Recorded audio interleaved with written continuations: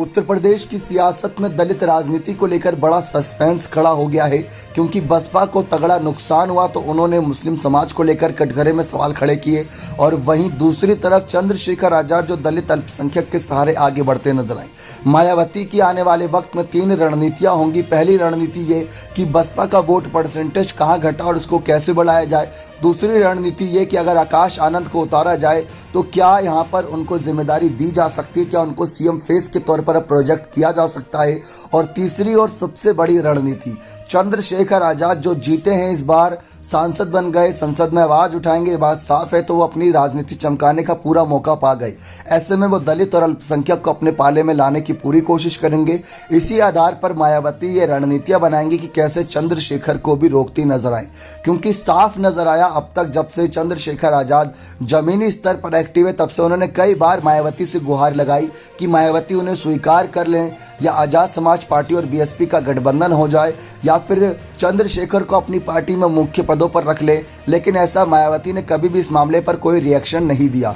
इस वजह से यहाँ पर सवाल खड़े होते हैं कि चंद्रशेखर आजाद जो आगे बढ़ने की कोशिश कर रहे हैं, मायावती जिनकी दलित राजनीति का बड़ा नुकसान हुआ, भले मायावती को उनके समुदाय से अच्छा खासा वोट मिला जिसको लेकर मायावती ने आभार जताया, लेकिन ऐसे में मायावती यह कोशिश करेंगे कि एक तरफ चंद्रशेखर को रोके भी और दूसरी तरफ अपनी पार्टी को आगे बढ़ाएं, क्योंकि चंद्रशेखर की रणनीति अब साफ है कि वे अपनी ही पार्टी आजाद समाज पार्टी कांशीराम जी वाली जो है उसको आगे बढ़ाने पर पूरा फोकस रखेंगे।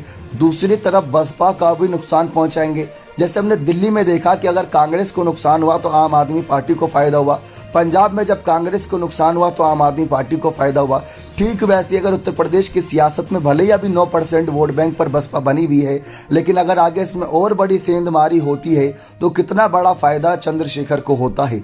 तो मायावती इस बात को लेकर रणनीतियां अपने तमाम सीनियर नेताओं के साथ मिलकर, जिसमें अशोक सिद्धार्थ, साथ ही साथ सतीश चंद्र मिश्र और रामजी गौतम जैसे बड़े नाम हैं, उनके साथ मिलकर बना रही हैं कि कैसे चंद्रशेखर को भी रोका जाए।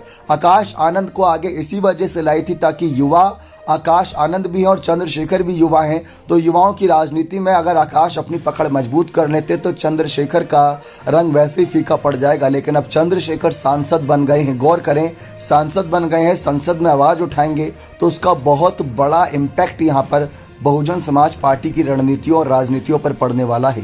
क्या लगता है कि क्या मायावती चंद्रशेखर को रोकने और अपनी बसपा को आगे बढ़ाने में सफल हो पाएंगी या नहीं? अपनी राय कमेंट सेक्शन में अवश्य दें। बहुत बहुत धन्यवाद।